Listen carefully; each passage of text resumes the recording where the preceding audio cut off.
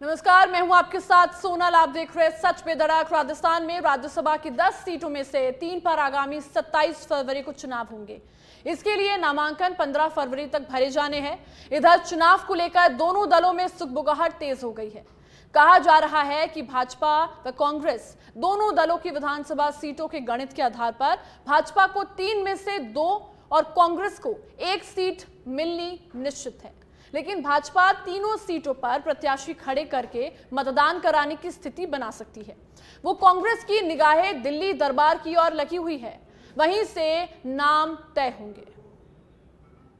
राजस्थान में विधानसभा चुनाव के बाद एक बार फिर चुनावी बिगुल बज चुका है और इस बार चुनाव है राज्यसभा की 3 सीटों पर। राजस्थान में विधानसभा में सीटों की संख्या का असर राज्यसभा चुनाव में दिखेगा। 2023 के विधानसभा चुनाव में बीजेपी को 115 तो वहीं कांग्रेस को 70 सीट मिली, लेकिन 2018 की तुलना में कांग्रेस की सीटों की संख्या करीब 33 कम हुई, जिसका सीधा असर लोकसभा चुनाव से पहले होने वाले राज्यसभा चुनाव में भी दिखेगा।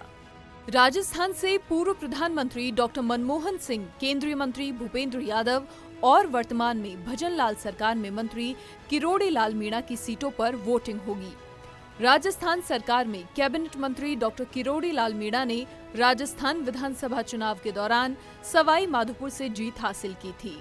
विधायक बनने के बाद उन्होंने राज्यसभा सांसद के पद से इस्तीफा दे दिया है। इससे पहले क्या है राज्यसभा सीटों का गणित, आइए जानते हैं। राजस्थान से राज्यसभा सांसदों की कुल सीटें 10 हैं। कांग्रेस के मनमोहन सिंह और भाजपा के भूपेंद्र यादव का कार्यकाल अप्रैल में समाप्त होना है। तीसरी सीट डॉक्टर किरोड़ी लाल मीणा के इस्तीफा देने से खाली हुई। शेष 3 सांसदों का कार्यकाल जून 2026 और 4 सांसदों का कार्यकाल जुलाई 2028 में पूरा होगा। भाजपा में इन नेताओं की दावेदारी इसलिए है मजबूत। पहले भी राजस्थान से राज्यसभा सांसद रहे हैं ओम प्रकाश माथुर, प्रदेश अध्यक्ष भी रहे हैं ओम प्रकाश माथुर। छत्तीसगढ़ में बतौर प्रभारी विधानसभा चुनाव में अच्छा परिणाम लेकर आए। लगातार अच्छे काम के चलते भाजपा फिर से राज्यसभा पहुंचा सकती है। इस बार विधानसभा चुनाव हार गए राजेंद्र राठौड़, लेकिन लगातार 7 बार जीते हैं राठौड़। राठौड़ को लंबा सियासी अनुभव भी है। संसदीय कार्य और प्रणाली की समझ दूसरे नेताओं से ज्यादा है। कयास है कि राज्यसभा में नहीं भेजा तो पार्टी लोकसभा चुनाव में उतार सकती है। बीजेपी के प्रदेश अध्यक्ष रहे हैं सतीश पूनिया। राज्यसभा में मौका नहीं मिला तो लोकसभा चुनाव में अजमेर, जयपुर ग्रामीण या अन्य किसी सीट से उतारने की भी अटकलें हैं। अलका गुर्जर बीजेपी की राष्ट्रीय सचिव और दिल्ली की सह प्रभारी हैं। लोकसभा चुनाव के मद्देनजर पार्टी इन्हें राज्यसभा में भेजकर गुर्जर और महिला मतदाताओं को साध सकती है। अलका को भी राज्यसभा और लोकसभा के दोनों चुनाव में प्रत्याशी के रूप में देखा जा रहा है। अटकलें हैं कि भूपेंद्र यादव को भाजपा राज्यसभा चुनाव में उतार सकती है। यादव को अलवर से लोकसभा चुनाव लड़वा सकती है बीजेपी। कांग्रेस में 3-4 नाम की चर्चा है। गांधी परिवार के किसी सदस्य को राजस्थान से राज्यसभा में भेज सकती है। इनमें सर्वाधिक चर्चा सोनिया गांधी की है, जो रायबरेली से लोकसभा चुनाव लड़ती रही हैं। अभिषेक सिंघवी और राष्ट्रीय कोषाध्यक्ष अजय माकन के साथ भंवर जितेंद्र सिंह का नाम भी चर्चा में है, क्योंकि वो गांधी परिवार के बेहद करीबी हैं। डूंगरपुर के दिनेश खोडनिया भी प्रयासों में हैं, लेकिन दिल्ली से आने वाले नेताओं की सूची लंबी है। कांग्रेस किसी चौंकाने वाले नाम के तौर पर अन्य किसी को भी राजस्थान से राज्यसभा में भेज सकती है, लेकिन नाम आला कमान से ही आना तय है। कांग्रेस के साथ बीजेपी के इन नामों में लोकसभा स्पीकर ओम बिरला का नाम भी सामने आया है, लेकिन कुछ कहा नहीं जा सकता। इधर इन 3 सीटों में से 2 सीटों पर बीजेपी का कब्जा है, तो वहीं 1 पर कांग्रेस काबिज है। और क्या है राज्यसभा सीटों का गणित, आइए जानते हैं। राजस्थान में 1 सीट पर जीत के लिए 58 वोटों की जरूरत होगी। अभी सीटों की संख्या देखें तो बीजेपी के खाते में 2 सीट पक्की मानी जा रही हैं। कांग्रेस के खाते में 1 सीट जाती दिखाई दे रही है। दरअसल राजस्थान में कांग्रेस विधानसभा चुनाव में हारी और चुनाव में इस बार बीजेपी को बहुमत मिला है और बीजेपी के पास खुद के 115 विधायक भी हैं। जबकि करीब 1 दर्जन निर्दलीय विधायकों का समर्थन बीजेपी को मिला है। माना गया है कि 2 सीटों पर भाजपा आसानी से जीत हासिल कर सकती है, लेकिन तीसरी सीट के लिए बीजेपी को चाहिए करीब 16 विधायक। और फिर जोड़ तोड़ में माहिर बीजेपी क्या लगाएगी कहीं सेंध, ये भी सवाल। विधानसभा में कांग्रेस के 70 विधायक हैं, जबकि एक आरएलडी विधायक भी समर्थन में है कांग्रेस के साथ। ऐसे में 1 सीट पर कांग्रेस आसानी से जीत हासिल कर सकती है। 3 सीटों पर होने वाले राज्यसभा चुनाव की तैयारी में बीजेपी कांग्रेस जुटी हैं। इसके लिए 8 फरवरी से नामांकन शुरू होगा। विधायकों की संख्या और बहुमत की बात करें तो 2 सीट बीजेपी और 1 सीट पर कांग्रेस की जीत तय मानी जा रही है। इस कारण घमासान होने की कोई ज्यादा उम्मीद नहीं है। राष्ट्रपति चुनाव के लिए प्रत्याशी के चयन की बात हो या हाल ही में तीनों राज्यों में सीएम बनाने की बात हो, भाजपा अक्सर चौंकाती है। माना जा रहा है कि इस बार भी तीनों सीटों पर चेहरे को लेकर पार्टी चौंका सकती है, लेकिन कांग्रेस को तो दिल्ली दरबार के इशारे का इंतजार लगा ही रहेगा। जयपुर से वरिष्ठ संवाददाता दिनेश डांगी, लाल सिंह फौजदार और दिनेश सविता की खास रिपोर्ट, सच बेधड़क। देखिए, देश का सर्वोच्च सम्मान भारत रत्न मिलना गौरवशाली होता है और अब देश के दिग्गज नेता और जननायक कहे जाने वाले लाल कृष्ण आडवाणी को देने का ऐलान पीएम मोदी ने किया है। देश के इस लाल को ये सम्मान भारत के विकास में योगदान को लेकर दिया जाएगा।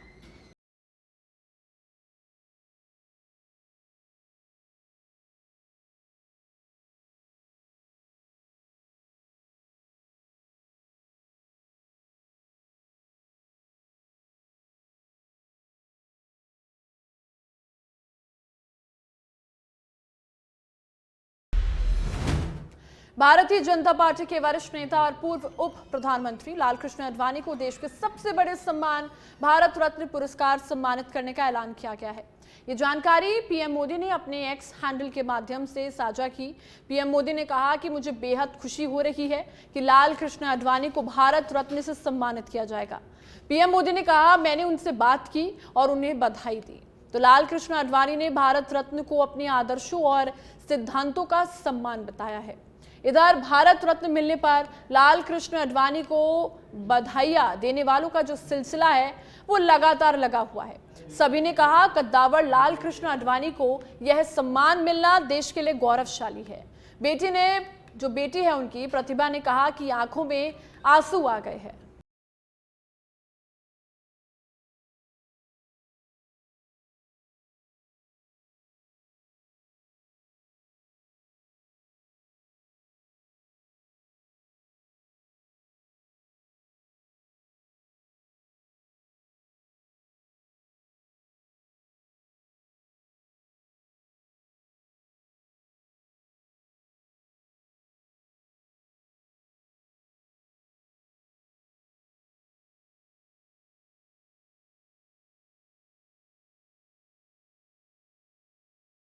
है कि लालकृष्ण आडवाणी जी को भारत रत्न से सम्मानित किया जाएगा। मैंने भी उनसे बात की और इस सम्मान से सम्मानित होने पर उन्हें बधाई दी। मोदी ने कहा कि हमारे समय के सबसे सम्मानित राजनेताओं में से एक हैं और भारत के विकास में उनका योगदान अविस्मरणीय है।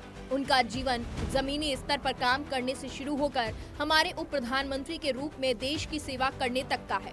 प्रधानमंत्री मोदी ने अपने एक्स पोस्ट पर लिखा, उन्हें भारत रत्न से सम्मानित करना मेरे लिए बहुत भावुक क्षण है।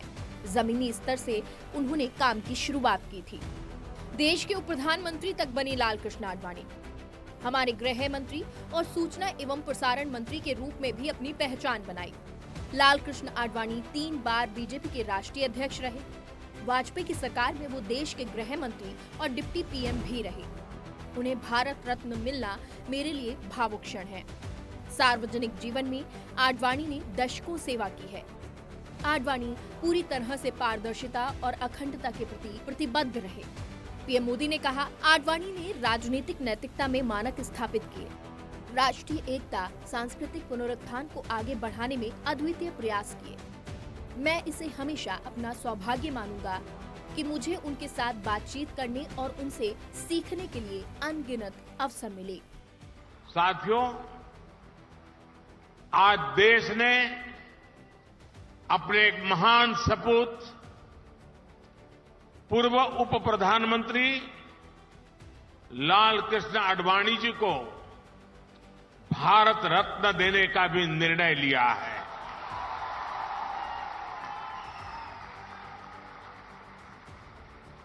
भारत के उप प्रधानमंत्री, गृह मंत्री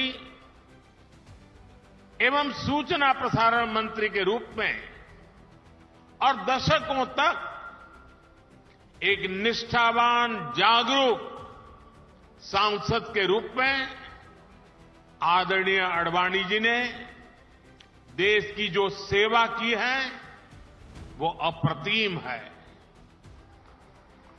आडवाणी जी का ये सम्मान इस बात का प्रतीक है कि राष्ट्र की सेवा में अपना जीवन खपाने वालों को राष्ट्र कभी भुलाता नहीं है।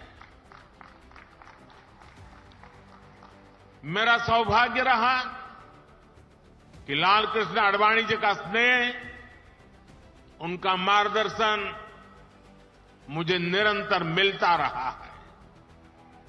मैं आदरणीय आडवाणी जी के दीर्घायु होने की कामना करता हूं। वहीं जननायक लालकृष्ण आडवाणी ने कहा, मैं पूरी विनम्रता और कृतज्ञता के साथ भारत रत्न को स्वीकार करता हूँ। ये न केवल एक व्यक्ति के रूप में मेरे लिए सम्मान की बात है, बल्कि उन आदर्शों और सिद्धांतों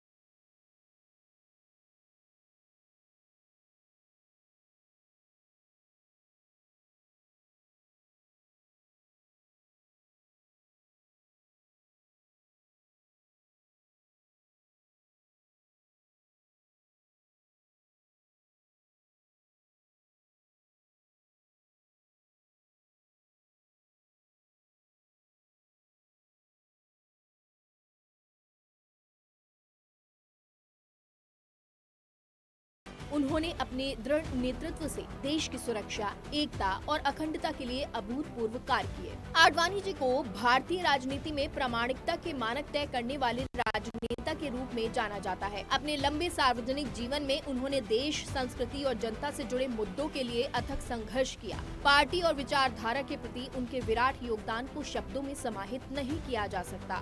प्रधानमंत्री नरेंद्र मोदी ने उन्हें भारत रत्न से सम्मानित करने का निर्णय लेकर करोड़ों देशवासियों का सम्मान किया है। तो वहीं राजस्थान के सीएम भजनलाल शर्मा ने कहा कि भारतीय लोकतंत्र की उत्कृष्ट परंपराओं के प्रबल संवाहक, भाजपा परिवार के दृढ़ स्तंभ, प्रखर राष्ट्रवादी, लोकप्रिय जननेता, पूर्व उप प्रधानमंत्री आदरणीय लालकृष्ण आडवाणी को भारत रत्न से सम्मानित करने पर अत्यंत आत्मीय शुभकामनाएं। सार्वजनिक जीवन में लालकृष्ण आडवाणी की दशकों लंबी सेवा को पारदर्शिता और अखंडता के प्रति अटूट प्रतिबद्धता द्वारा चिन्हित किया गया है, जिसने राजनीतिक नैतिकता में एक अनुकरणीय मानक स्थापित किए।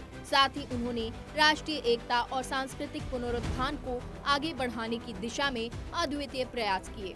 भारत की विकास यात्रा और भव्य श्री राम मंदिर निर्माण के संकल्प को साकार करने में आदरणीय आडवाणी जी का योगदान अतुलनीय है। ऐसे महान व्यक्ति को देश के सर्वोच्च सम्मान भारत रत्न से सम्मानित करने का निर्णय लेने के लिए प्रधानमंत्री नरेंद्र मोदी जी का आत्मीय आभार। रक्षा मंत्री राजनाथ सिंह ने कहा कि हम सबके प्रेरणा स्रोत लालकृष्ण आडवाणी को भारत रत्न देने के निर्णय से बड़े हर्ष और आनंद की अनुभूति हुई है।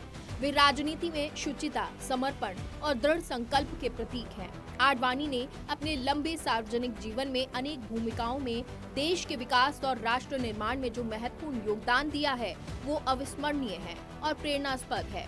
भारत की एकता और अखंडता को अक्षुण्ण रखने में भी उनकी महती भूमिका रही है। एक राष्ट्रीय नेता के रूप में उन्होंने अपनी विद्वता, संसदीय एवं प्रशासनिक क्षमता से देश और लोकतंत्र को मजबूत किया है। उन्हें भारत रत्न का सम्मान मिलना हर भारतवासी के लिए हर्ष का विषय है। तो वहीं लालकृष्ण आडवाणी को भारत रत्न मिलने पर केंद्रीय मंत्री नितिन गडकरी ने कहा कि हमारे मार्गदर्शक लालकृष्ण आडवाणी को भारत रत्न की घोषणा अत्यंत सुखद और आनंददायी है। आजादी के बाद देश के पुनः निर्माण में आडवाणी की अहम भूमिका रही। उनकी राजनीति में शुचिता के जीवंत उदाहरण है। उनको भारत रत्न घोषित करने के लिए मैं प्रधानमंत्री नरेंद्र मोदी को धन्यवाद देता हूं और आडवाणी जी के स्वस्थ और दीर्घायु जीवन की प्रार्थना करता हूं। इस बीच उनके सफर की बात करें, भाजपा के दिग्गज नेता लाल कृष्ण आडवाणी जन्म 8 नवंबर 1927 को पाकिस्तान के कराची में हुआ। 2015 में उन्हें पद्म विभूषण से सम्मानित किया गया। 2002 से 2004 के बीच अटल बिहारी वाजपेयी सरकार में रहे। तब आडवाणी उप प्रधानमंत्री पद पर आसीन रहे। वो भाजपा के संस्थापक सदस्यों में शामिल रहे। 1942 में आडवाणी ने राष्ट्रीय स्वयंसेवक संघ में काम शुरू किया। यहीं से उन्होंने देश के उप प्रधानमंत्री पद तक का सफर तय किया। लाल कृष्ण आडवाणी के आजीवन निस्वार्थ भाव से देश और देशवासियों की सेवा में समर्पित होने के बाद मिलने वाले भारत की खुशी हर कहीं देखने को मिलती है। इसी कड़ी में लाल कृष्ण आडवाणी की बेटी प्रतिभा आडवाणी ने पिता के इस सम्मान पर खुशी जताई और मिठाई खिलाई। साथ ही केंद्रीय मंत्री पीयूष गोयल के साथ ही मध्य प्रदेश के मंत्री कैलाश विजयवर्गीय ने कहा कि लाल कृष्ण आडवाणी ने देश के विकास और राष्ट्र निर्माण में जो महत्वपूर्ण योगदान दिया है वो अविस्मरणीय है।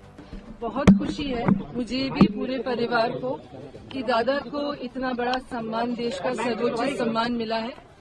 निश्चित ही आज मुझे एक व्यक्ति जिसकी याद सबसे ज्यादा आ रही है वो मेरी माँ है, और माँ का दादा के जीवन में बहुत बड़ा योगदान रहा है, निजी जीवन में भी और राजनीतिक जीवन में भी। दादा बहुत खुश हैं। मैंने जब दादा को बताया, मुझे पता लगा और मैंने दादा को बताया, तो वो बहुत ही खुश थे और उन्होंने यही चीज बोली कि जीवन में उन्होंने अपना पूरा जीवन देश की सेवा में लगाया। इसके लिए वो बहुत खुशगुजार हैं और प्रधानमंत्री श्री नरेंद्र मोदी का धन्यवाद करते हैं। Some time back, I heard about this news that my father, Shri L.K. Advani ji, is going to be conferred with the highest civilian award, the Bharat Ratna. My family and me are extremely delighted on this new development. I would like to thank the Honorable Prime Minister, Shri Narendra Modi ji, for conferring this award on my father. My father has been in public life for many decades and his contribution to public life has been immense, and it is wonderful to note that at this stage of his life, his efforts are being recognized in this magnificent way. Once again, thanks a lot to the government of the day. Thank you so much. बधाई देता हूं, नमन करता हूं और धन्यवाद देता हूं उनकी सेवाओं के लिए जो उन्होंने जीवन भर भारतीय जनता पार्टी के काम में, उसके पहले भारतीय जनसंघ के काम में और देश की जनता की सेवा में पूरा जीवन खपाया। माननीय प्रधानमंत्री जी का तहे दिल से धन्यवाद आज के इस बहुत ही अच्छे फैसले के लिए। देखिए, हमारे देश का सर्वोच्च सम्मान और आडवाणी जी इसके लिए डिजर्व भी करते हैं। उन्होंने जिस तरीके से संघर्ष किया अपने जीवन के अंदर देश के लिए, पार्टी के लिए, निश्चित रूप से आडवाणी जी को भारत रत्न देने के लिए मैं सरकार को धन्यवाद देता हूं और देश की जनता और कार्यकर्ता तो बहुत प्रफुल्लित हैं। मैं आडवाणी जी को बधाई भी देता हूं। लाल कृष्ण आडवाणी को भारत रत्न देने की घोषणा की गई है। सच में बीजेपी को रसातल से शिखर पर पहुंचाने वाले नेता का मान सम्मान ही कहा जाएगा। तो वहीं 1990 में आडवाणी की सोमनाथ से अयोध्या तक की रथ यात्रा ने राम मंदिर के मुद्दे को भारतीय राजनीति के केंद्र बिंदु में ला दिया और ये भी तय है कि आज की अयोध्या में रामलला का रामाभिषेकम होने में भी उनका योगदान अविस्मरणीय और अग्रणी रहा है। ब्यूरो रिपोर्ट, सच बेधड़क। तो देखिए, भारतीय जनता पार्टी के वरिष्ठ नेता और पूर्व उप प्रधानमंत्री लाल कृष्ण आडवाणी को देश के सबसे बड़े सम्मान भारत रत्न पुरस्कार से सम्मानित करने का ऐलान किया गया है। तो इस बुलेटिन में फिलहाल के लिए इतना ही। आप बने रहिए सच पे धड़क के साथ।